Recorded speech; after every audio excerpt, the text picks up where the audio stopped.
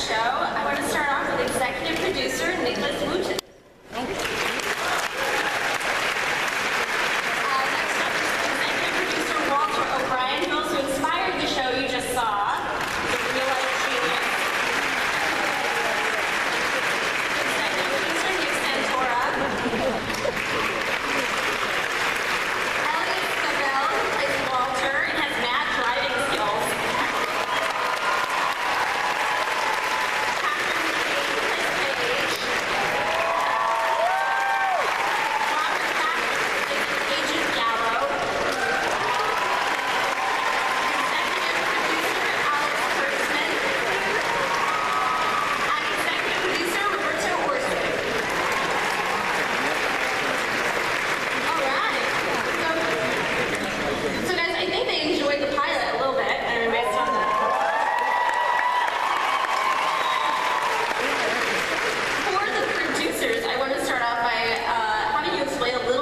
Genesis of the show and sort of how this came to be and how your partnership with Walter came to be.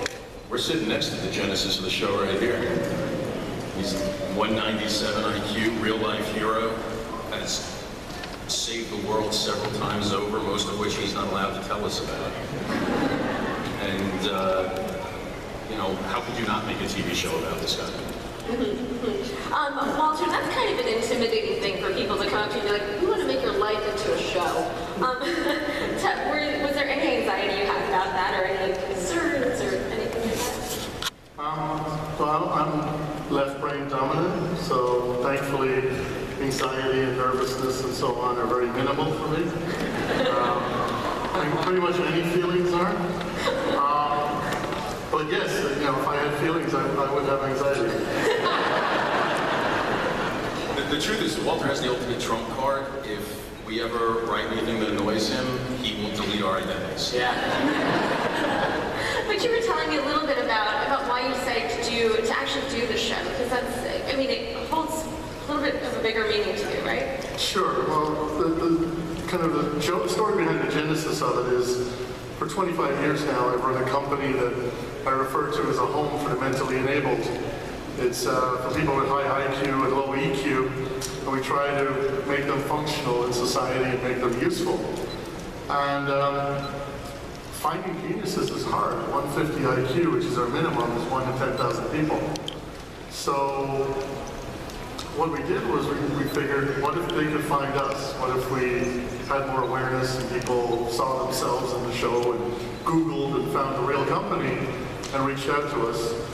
Then the good we've done so far, which is, you know, we've got 4 terrorists, stopped 2 wars, saved a lot of lives. We can do more good if more genius join us. And on the other side, more people will call us with more problems to solve. And, you know, other shows, CSI, for example, has influenced a lot of kids to change their major and what they study.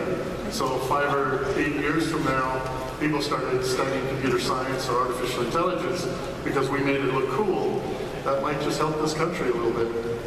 So any geniuses out there, you can bring your business card after Elias, I want to talk to you a little bit about why you decided, or like why this part kind of stood out to you, why you thought it was a cool one to take on. I think just through hearing Walter speak now, you can understand how sort of exciting it is to see somebody else's progression. Know that you're playing a real life character. All these interesting things that Walter's talking about right now really do inform where I know he's gone to. So there's so much mileage in what the show can achieve and also the character. Because you're joining him, I suppose, at the beginning of a reintroduction to different characters. The steps to becoming where Walter is right now is it's a very interesting challenge as an actor. How closely do you work with him on like the actual character? I was on his knee for about 3 days. Now I thought it was very important to serve the story, to serve Walter, to spend as much time, I suppose, getting into. We spent quite a lot of time talking about the past in Ireland. What you get up to at the moment, where your brain's at, how you would react to sort of learned behaviour, I suppose, is what my understanding of it is. how you administer or how you behave with other people, and the challenges to do that. I spent a lot of time talking to Walter, as much time as I could. And Kat, for you, you were kind of coming off of Smash a little bit. Yes, thank you. Amazing show. Why did this feel like a good part for you, for a good follow-up for you? Well, that car chase, when I got to that part of the script, not the car chase, but a big car airplane moment.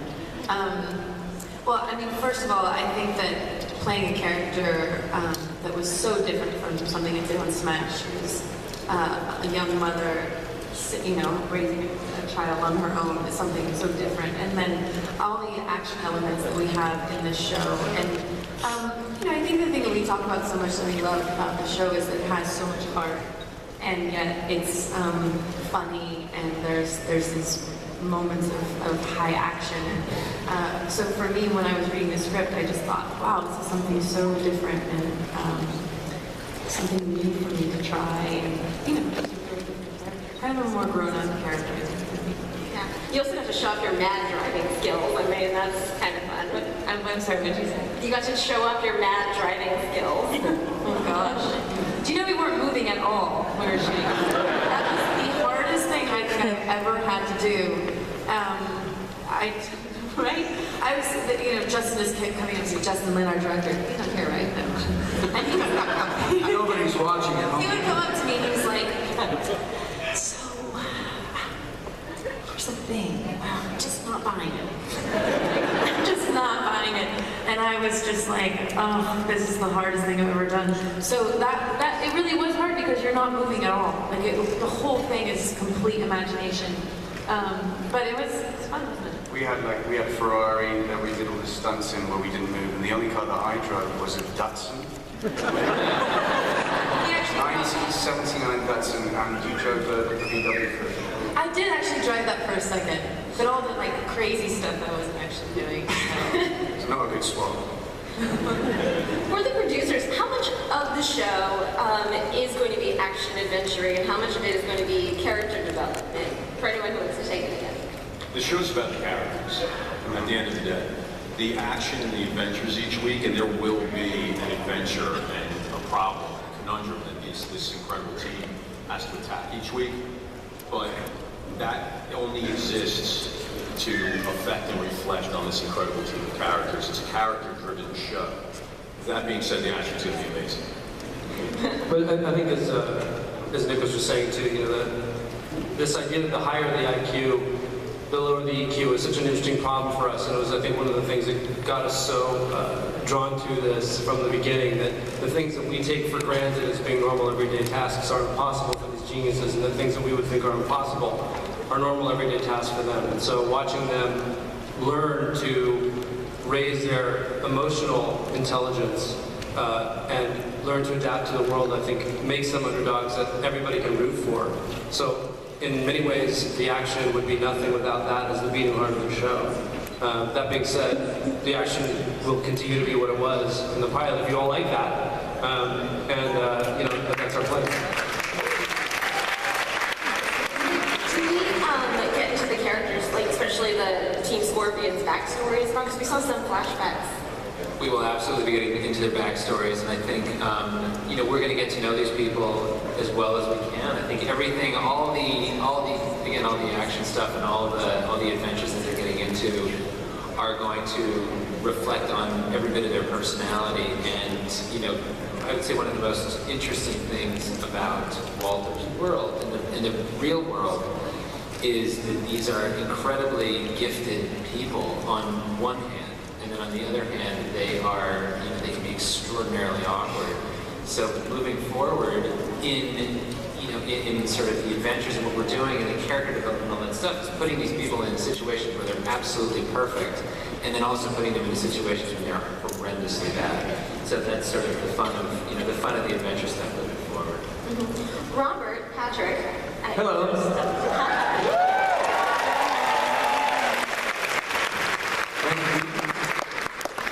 Just a few days into filming an episode right now. What have you learned so far about your character that you know you're very interested in? Or it's kind of... Well, relationships. Kat and I right now are currently working on bringing her in and making her more of an ally. Am I allowed to say that name? I'm using her to help me deal with the geniuses and, you know, these guys are like, it's like herding a group of puppies, you know? You gotta kind of keep them going in the right direction and dangle a carrot out there and say, hey, look over there, you gotta go over here. It's a fun role for me. I'm really interested to see where the relationship goes with Walter, Elias's character. And there's a lot of conflict going on there with us. When we snatched him from his farm in Ireland, unbeknownst to us, he was, as you saw, the hacker Scorpion. We had no idea how young he was. And we brought him back to America, and now he's going to work for us. And so it's kind of, I've been using the analogy or the metaphor of like Colonel Tom Parker with Elvis Presley, you know? I gotta let the guy do his thing and give him the room to do it. So it's been a lot of fun. And the cool thing about Mr. Patrick, and he's so modest he would never say this, but real life is following Art a little bit in that, in the show, he becomes a father figure to these characters.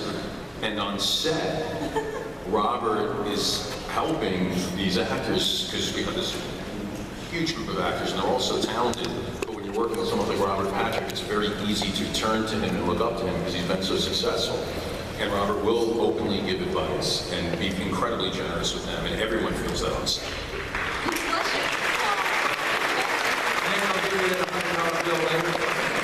I'll take it. We're going to take audience questions in just a bit, so if you want to line up and get those queued up in your brain.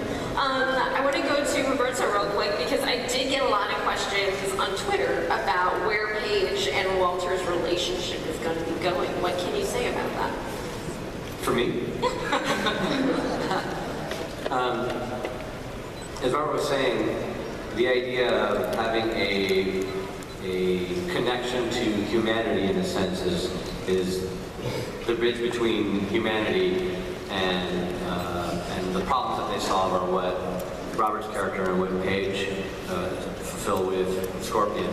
And so that's going to be a complicated relationship. On the one hand, I think you rely on someone like that, and also you can resent the idea that you have to rely on someone like that. And so it's not simply friendships here. The idea that these characters know that they're doing good together. But meeting people is difficult. And I think that's part of what we learned from sort of figuring out this show is that when you're so smart, you maybe think you don't need anybody, and we all need each other. And so the idea of all these characters needing each other is both what they want and what we all hate. I hate needing you. All of you. I hate that I need you. I hate you all. I need you. Don't leave me.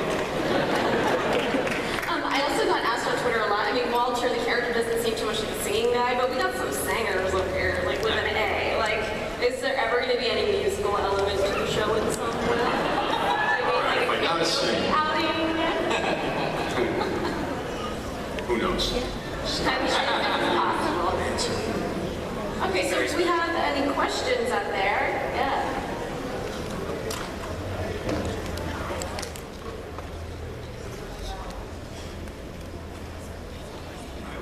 Nice cameo, by the way. My question is around the financials of the show. So are you funding the show, or are you getting kickbacks or royalties for the show?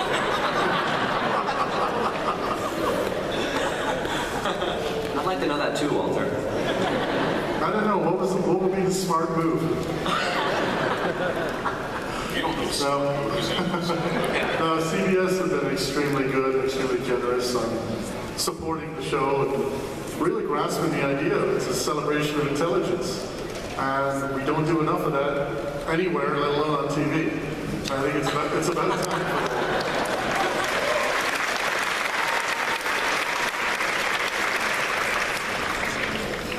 Hello, thank you. Will Walter have an evil super genius nemesis? That's fun for the show. Possibly, and you could play it. Yeah, you can.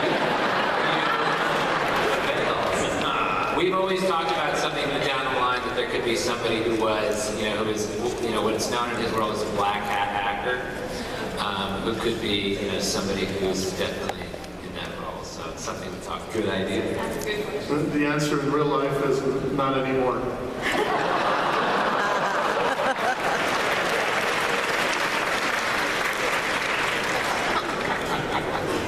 Frightened yet? The doors are locked. You're trapped. Hi, my name is Teresa, and I'm a teacher in Ohio, and I was wondering if you have any advice for teachers on how to recognize the genius in students versus sometimes seeing them, as Catherine did her son at first, seeing him as disabled, and will that come out in the show? I think the show will help address, many people don't understand what IQ means, and they overuse the term genius. I think the show will help understand that world a little better. I know for myself, teachers used to complain that I was slow because for every one question another kid would ask, I had 10 questions. I think that the show will raise awareness and a better understanding of why these folks are the way they are, why their internal sounding board is broken, and why soft skills and social skills are so hard for them. Advice for teachers? Unfortunately, all kids are not the same. They can't be taught the same way. They can't be treated the same way. And I think just recognizing that and telling them, if you have a high IQ kid, it means he's maybe 1 in 10,000. So if the whole school disagrees with him, there's a more than 50% chance he's right and they're wrong. He'll also only find 2 people in his life who can truly empathize with him. So it's a lonely place to be.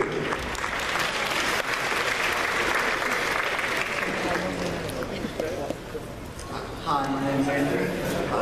First I want to say that Patrick, being in front of you, Robert Patrick, sorry, I'm really nervous.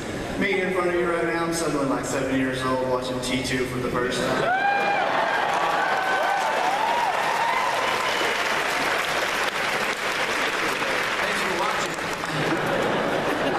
Scared?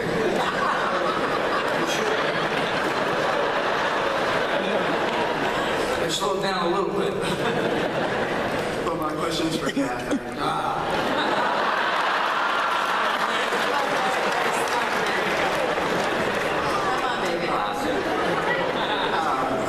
I follow your music. I love your music. So I was wondering what's it like going from that to something action-packed like this.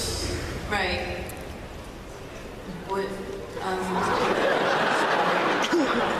doing music and then... Well, his voice can vouch for me, but Well, she sings in between takes all the time. I really don't do it to be annoying, it's just I can't. It's beautiful, we enjoy it. I don't think the crew enjoys it. I actually got shushed yesterday. The sound guy loves it. The sound guy loves it. No, they said share. That's very kind of you. I mean, I'll still, I'm still working on the piece and stuff. So. Is that all? Cool hair, dude. Nice hair, yeah. I think this is going to be our last question. Hi, I was wondering that when you have a show like this, how do you walk the line between celebrating the geniuses and making fun of them? We make fun of them, Walter will kill us. We talked about that a lot in the early stages. The first time I sat down with Walter, the first day we ever met, within a few minutes, I felt that the show's hook was being 1 in 1.497 billion is lonely. And that's who Walter is. There's 3 people in the world that have ever scored higher on an IQ test than Walter. I'm sitting next to number 4. We don't want to make fun of those people. It's difficult, it's challenging. Walter has described it sometimes in ways that makes it feel like a disability. So at no point will our intention ever be to mock or make fun of. There might be humor in the inability to fit in or to adjust, but I don't know how many geniuses there are in this room other than Walter, but all of us have probably felt that way, and we laugh at ourselves sometimes. We never want to take it further than that.